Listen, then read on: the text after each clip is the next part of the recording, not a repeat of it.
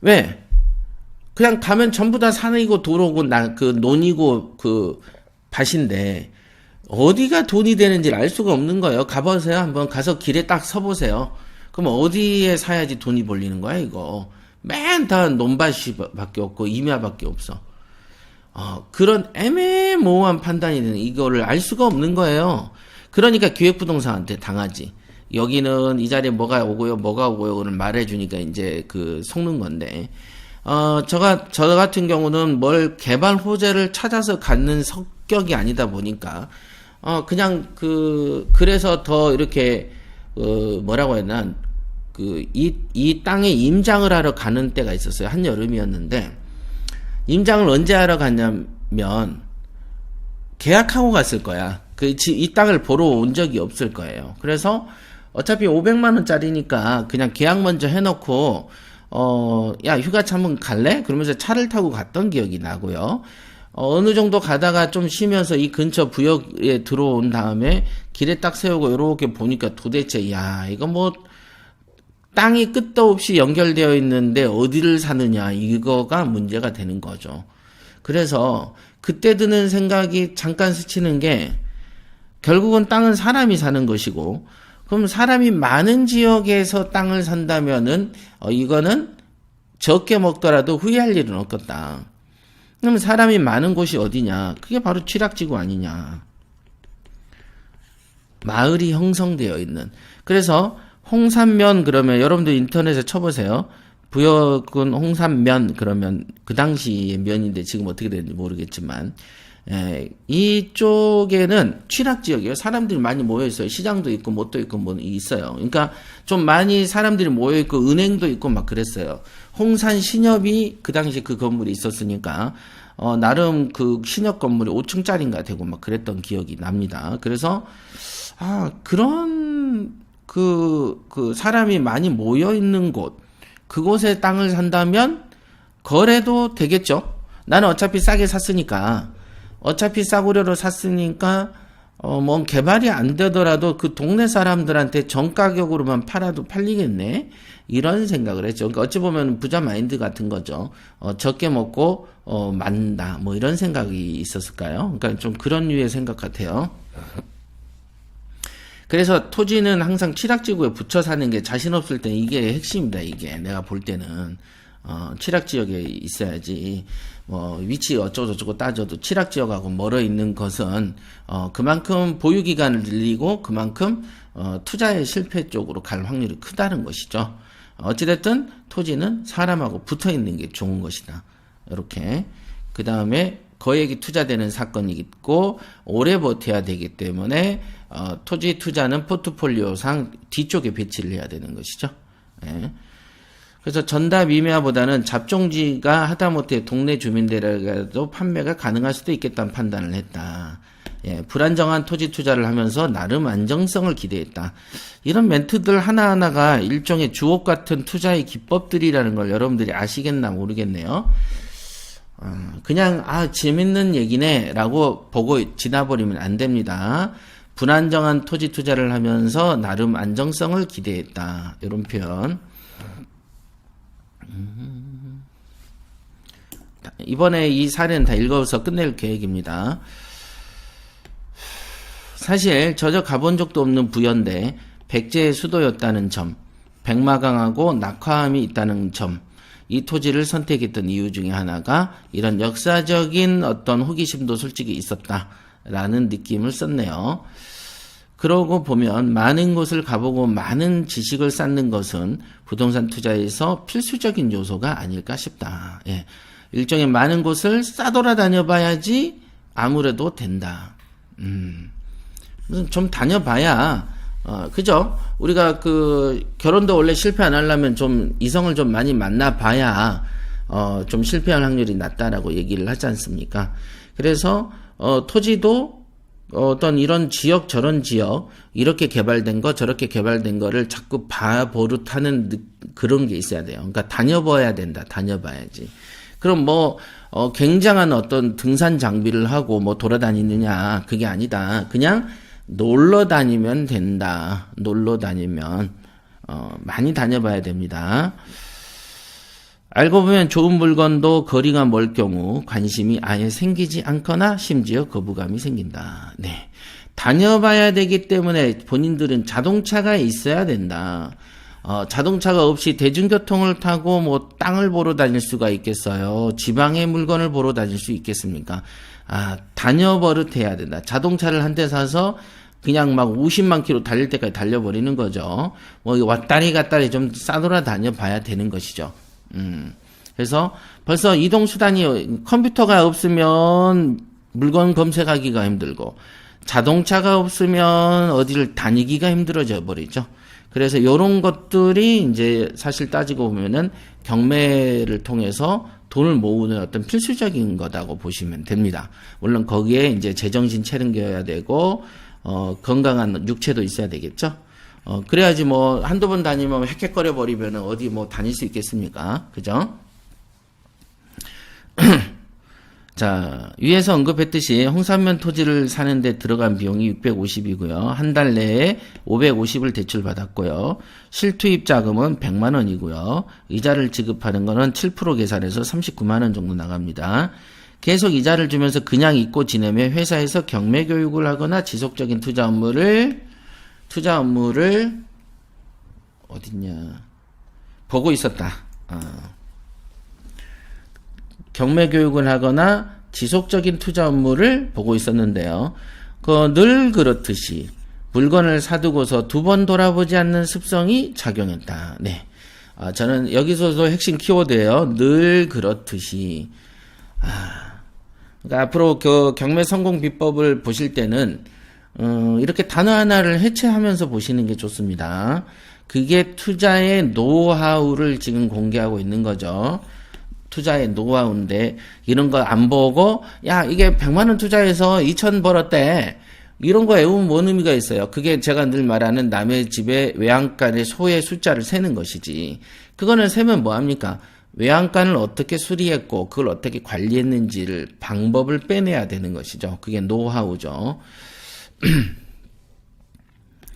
제가 아무도 알지 못하는 부자 마인드를 까발려 주마에서 설명했듯이 장기 투자를 하기 위해서는 긴 시간을 짧게 느끼는 비법을 깨달아야 되는데 긴 시간을 짧게 느끼는 법을 터득해야만 장기 투자를 할 수가 있다. 요것도 비결을 준 거네요.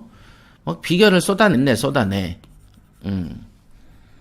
자, 그러면은 여러분들이 해야 될 건 뭐예요? 부자 마인드 책을 꺼내서 긴 시간을 짧게 느끼는 비법을 깨달으면 요거에 대한 칼럼을 써놓은 게 있어요. 제가 그 당시에. 요거가 이 페이지를 찾아서 수업이 끝난 다음에 이 방송이 끝난 다음에 한 몇 번씩 스터디를 해보시는 게 좋겠습니다. 긴 시간을 어떻게 짧게 느낄 것인가? 여기에 대한 연구가 필요하죠. 어느 날인가 저녁을 먹고 쉬는데 한 통이 전화가 걸려왔고요. 홍산면 주민이라고 하면서 파산대단인 홍산 신협 건물을 낙찰받았다고 하더군요. 제가 구입한 주차장 부지를 매입할 수 없냐고 물었고요. 신협 건물을 사용하기 위해서는 주차장을 확보해야 되거든요. 라고 저에게 그랬다. 그러면서 혹시 알고 사신 거죠? 라고 얘기를 하더라고요. 그러니까 어떻게 형성이 되어 있냐면은 지상에서 봤을 때 이게 그 홍산면 남촌리죠. 남촌리 거야. 맞네. 홍산면 남촌리일 거야. 그러니까 여러분들이 이제 지도를 좀 있다가 다음 지도 네이버 지도에서 홍산면 남촌리를 이렇게 위에서 보시면 여기가 이제 요렇게 생겼나? 여기가 이제 국도면 국도 요쪽으로 들어와서 이 가운데 길이 또 통해 있고 옆에가 짱깨집이 있고 요 인근에가 홍산 신협인가 있었던 것 같아.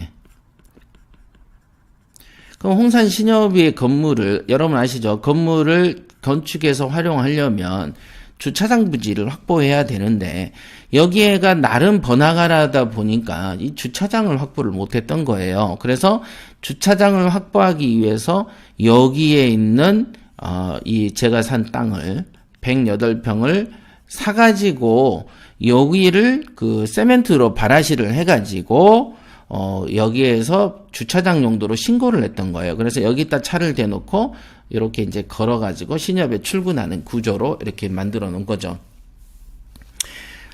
그런데 홍산 신협이 부도 나면서 이거를 도기한이가 낙찰을 받고 요거는 그 전화가 걸려왔던 사람이 받은 건데 그 사람은 사위라고 얘기를 했고요. 그 사람의 장인이 이 5층짜리 홍산 신협의 건물을 낙찰을 받았어요. 4층인가 5층인가 돼요. 근데 그걸 내가 얼마에 받았습니까? 그랬더니 5억인가 7억에 받았다고 그러더라고요. 그래서 속으로 생각을 하기를, 야, 그 7억을 서울에다 풀지, 그걸 이 시골에 깡촌에다가 이걸 사냐. 이런 생각을 그때 했었어요. 그러나, 그런 게 정말로 중요한 게 뭐냐면, 자기가 사는 곳이 홍산면이기 때문에 5억이든 7억이든 그 돈을 그 지역에 붓는다는 말이죠. 요게 잘못된 거다는 것이죠.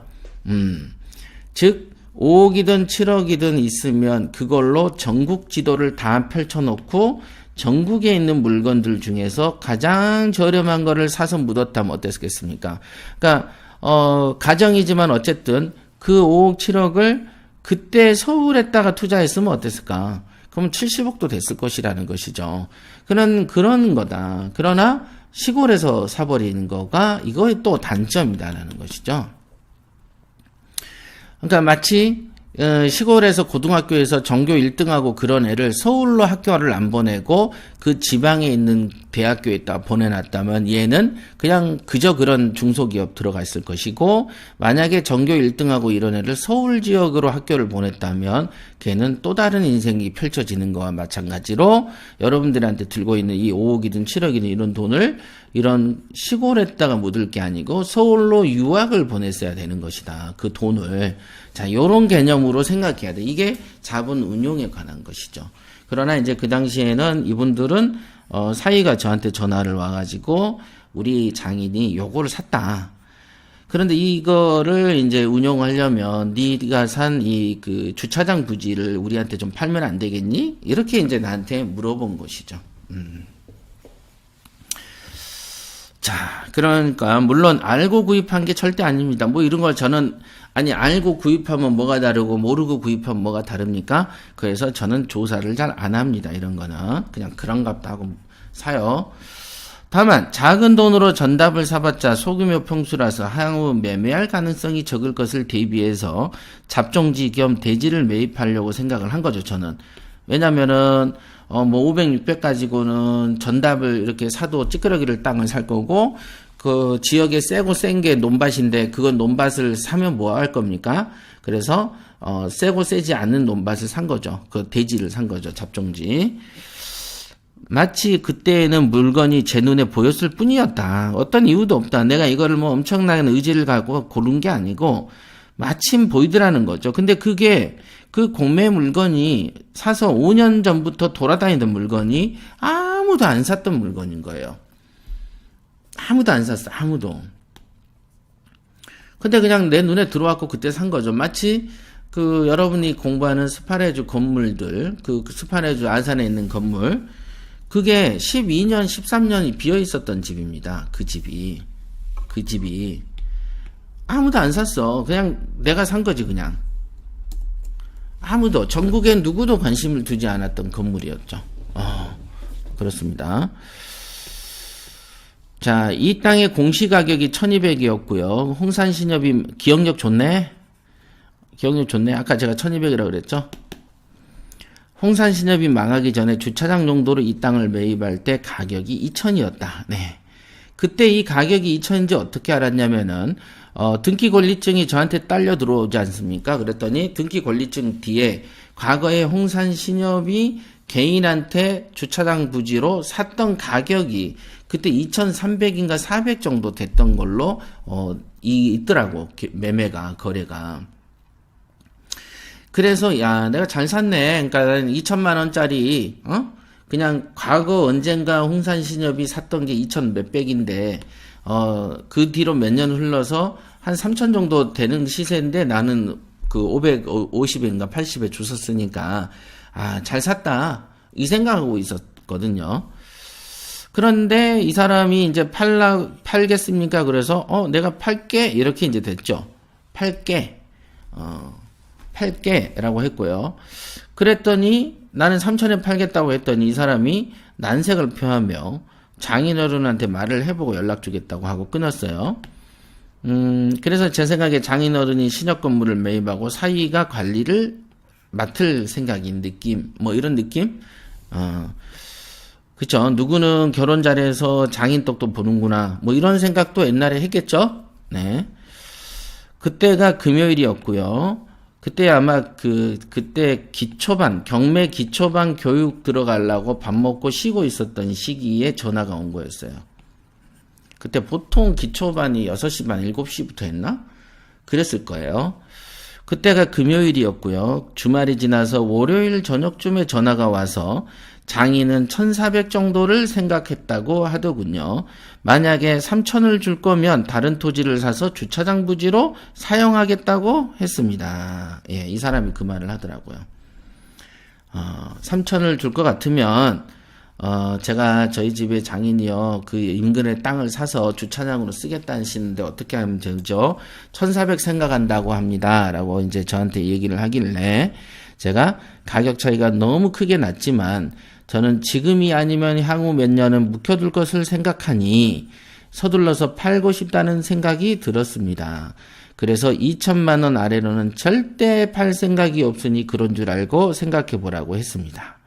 그래서 왜 그랬냐면은 홍산 신협이 매입한 가격이 2천만 원 초반인가 됐었기 때문에 네가 1,400에 내가 팔 것 같으면 나는 안 팔고 내비둬 버릴 거다.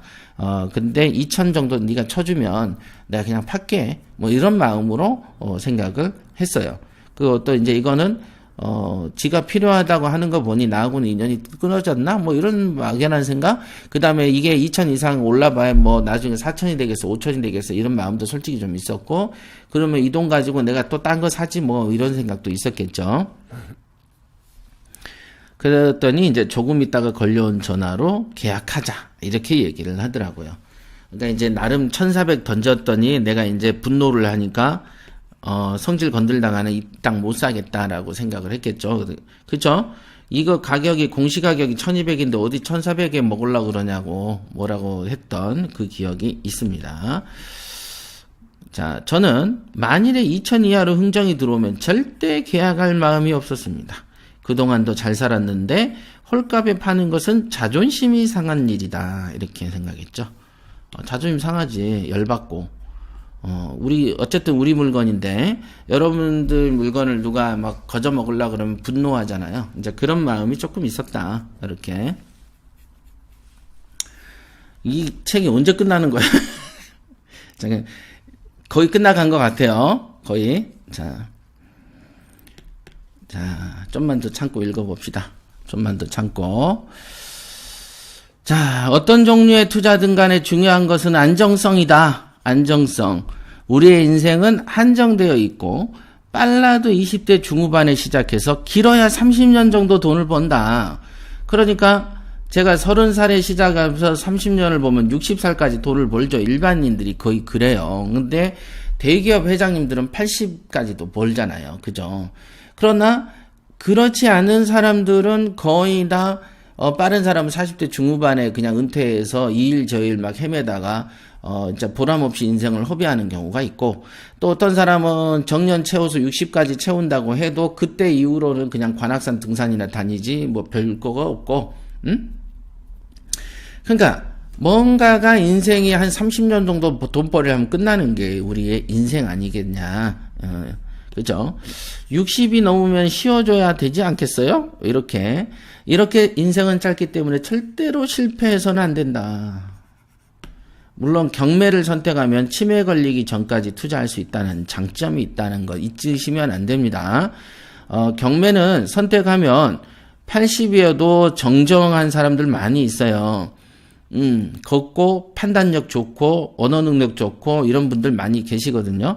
그러니까 돈 벌고 살고 싶으시면 여러분들이 지금부터 건강관리 많이 해야 되고요.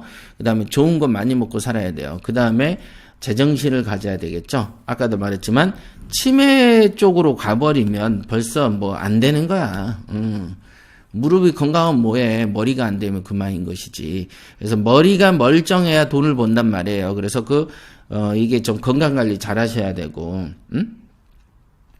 안 그러면 솔직히 말해서 일반인 직업으로 어떻게 60이 넘어서 돈 번다는 말 별로 없잖아요. 없죠. 어떤 재테크를 선택하더라도 가장 중요한 이념은 역시나 안정성이 아니겠느냐. 경매를 선택하더라도 다른 경매의 종목 중에 토지든 건물이든 빌라든 아파트를 선택하더라도 안정성이 제일 중요한 것이고, 돈을 좀 적게 벌더라도 돈이 블랙홀에 빠지듯이 무엇인가 기대하기 어려운 곳에 투자를 해놓으면 안 될 것이다. 그래서 돈이라는 것은 한번 나가면 언제 올지 모르지만 어쨌든 오는 게 확실해야 되는 것이죠. 돈이 나갔어. 그러면 뭘 샀어. 그 다음에 어느 순간에 돌아와진다는 그 개념이 존재해야 되는데, 휴전선에 남북 통화 김정일하고 악수 좀 하니까 또 휴전선 쪽에 땅 뒤지게 사놓으면은 이제 손자 때까지도 안 팔리는 땅이 돼버린다고 제가 그때도 얘기했잖아요. 김정은이가 악수하고 좀 돌아다닌다고 해서 그쪽 땅값이 왜 오릅니까? 왜 오르죠? 그게 되겠나? 안 되지. 미국하고 중국이 적대 관계인데 그게 되겠습니까? 어쨌든 미국이 동의해야 되고 중국이 동의해야지 통일이 된단 말이에요. 근데 이제 그런 기본 개념을 없는 상태에서 안정성을 포기하고 투기성으로 던져버리면 안 되는 것이죠. 지금은 대지, 전답, 임야 등을 다양하게 부여하고 있지만 제가 부여하고 있는 어떤 종류의 토지도 모두 다 매매 가능성이 높은 우량 물건들이다. 홍산면 토지는 약 1년 6개월 정도 유지를 했습니다. 이렇게. 밑에가 왜 이런 게 찍히지? 왜 찍힐까요? 요거를 지우면 또 끊길 수 있으니까 유지한 상태에서 진행을 하도록 하겠습니다.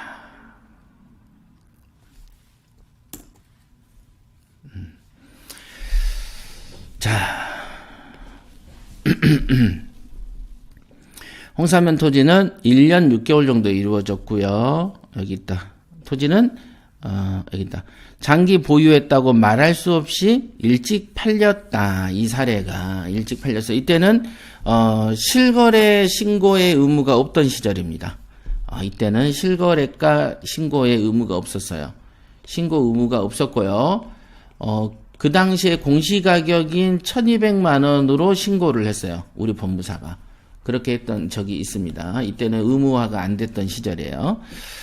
가끔 여러분들이 이제 장차관 인사청문회 보면은, 왜 실거래 신고 안 했었어요? 이렇게 하는데, 그때는 실거래 의무가 없었던 시절에는 통상적으로 공시가격을 기준으로 신고를 해서 양도세를 물던 시절이 있었습니다. 여러분들이 이제 모르시는 분도 있는데 참 행복한 시절이죠. 지금처럼 세금을 뜯는 정부가 아니고 그냥 보편적으로 이렇게 좀 그렇게 알아서 해먹어라라는 그런 시절이 사실 더 좋은 것 같아요. 어찌 보면.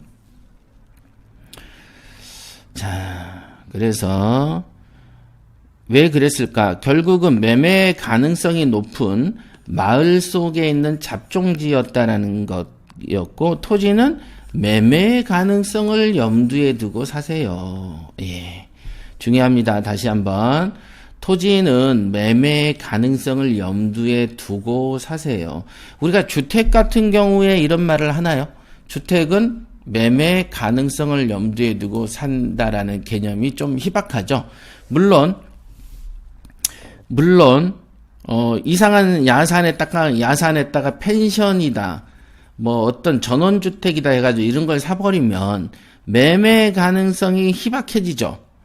그죠? 그 외의 주택들, 솔직히 서울 안에 있는 주택들, 빌라나 이런 거에서 무슨 매매 가능성을 걱정하는 그런 집이 있나요? 수도권에서? 아니면은, 대구나 대전이나 부산이나 광주에서? 없죠.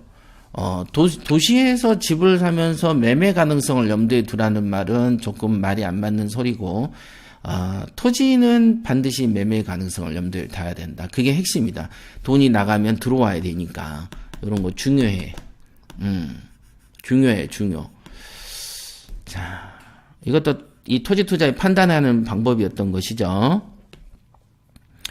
기획부동산에 속아서 팔아먹을 수 없는 칠부 능선에다가 땅을 사놓은 사람을 보면, 이거는 이제 군인들이 다니는 길 같은 거죠. 생각 없이 자신의 귀중한 돈을 날리는 것 같다. 돈이 많아서 그렇게 경솔하게 판단하는 것일까요? 아니면 애초에 돈을 벌 수 없는 미련한 사람이어서 그런 것일까요? 한정된 자신의 자본을 언제 팔릴지 전혀 가늠할 수 없는 곳에 초장기 투자를 해놓으면 어쩌란 말인가요? 이렇게. 여러분들이 뭐 큰 부자면 돼. 큰 부자면은 뭐 우리가 말하는 어떤 위험 분산 차원에서 한 100억 정도 있으면은 40억은 강남에 투자하고 60억은 북한산 7부 능선에다 사놔도 되죠. 왜냐하면 40억이 튀기니까. 뭐 이러면 되는데 막 2, 3억 가지고 있는데 이런 모험을 해버리면 안 된다. 이런 거죠. 이때 홍산면에 토지 투자를 하면서 부여에 대해서 잘 알게 되었고 그 후 몇 년 후에 옥산면에 450평에 달하는 경매 연수원을 조성하게 된 것이다. 이렇게. 옥산면은 홍산면의 아래에 위치한 지역이다. 제가 홍산면 남촌리에 샀고요. 그 다음에 옥산면 봉산리에 샀어요. 그 위에서 한번 여러분들 지도 한번 쳐보세요. 봉산리, 봉산리죠. 봉우리가 많이 져 있고 산으로 둘러싸여 있어서 요 앞에도 그 서천간 고속도로가 이렇게 고속도로라고 봐야 되나? 지방 국도를 만들고 있었어요. 남촌리 이렇게 고속도로라기보다는 지방도로라고 표현해야 돼. 뭐가 지방 자동차 도로라고 해야 되나? 지방 국도? 예, 그 앞을 지나갑니다. 옥산면에 소재한 경매 연수원은 이때부터도 연수원 붙였다니까. 이게 꿈이어가지고 그 당시에 우리가 아산에 스파레주를 살 때 스파레주를 살 때 뜬금없이 산 게 아니고 이런 연수원에 대한 꿈과 시도들이 늘 있었다는 말이죠. 이때도 이 봉산리에 그 450평짜리를 사놓고서는 1년에 한 2번 놀러 가게 되더라고. 운전하고 가니까 한 2시간 반 걸려버리니까 안 되더라고요. 이런 경험 끝에서 이제 천안 아산역 근처에 스파레주를 구입하게 된 거예요, 사실은. 이런 경험이 있었기 때문에 그렇습니다. 이때 진짜 1년에 2번 가게 되던데. 그리고 그 안에다가 뭐 식탁 사놓지, 뭐 사놔요? 뭐 세탁기, 뭐 주방에 밥그릇까지 수저까지 다 사놨죠. 그 다음에 TV 수신해가지고 인터넷 하나 연결해 놨더니, TV 연결했는데 1년에, 한 달에 2번인가? 6개월에, 1년에 한 2번 갔다 했나? 그러니까 뭐, TV TV만 사다 놓고 수신료만 계속 나가는 거야. 그런 것도 해본 거죠. 낭비죠. 근데 이제 당시 컨설팅 하던 직원들하고 한번 놀러 가면은 그 재미는 있었어요. 거기에 보면은 막 족구장도 만들어 놨지. 지금은 보면은 골프장 같은 경우도 이렇게 보면 한 150, 200이면은 옥상에다 설치해 주잖아요. 근데 그거를 우리가 이제 축구 골대 같이 이렇게 두꺼운 쇠파이프를 해가지고 박아가지고, 내가 이제 여기서 이제 골프를 치는 거야. 이렇게. 치면은 요 뒤가 이제 그물이죠. 근데 동네 업자한테 시켜놨더니 공을 치면 그물을 뚫고 나가버리네. 그 다음에 때리면은 여기에 있는 쇠파이프를 맞고 튕겨오고 막 난리도 부르스도 장난 아니었어요. 그러니까 이때도 돈 한 몇백 투자한 거 날렸죠. 근데 실제로 보면은 또 이런 거를 만들어주는 업체가 또 있었어요. 그때는 지금은 흔하지만 그 당시에는 이런 업체 찾는 게 되게 힘들었었어요.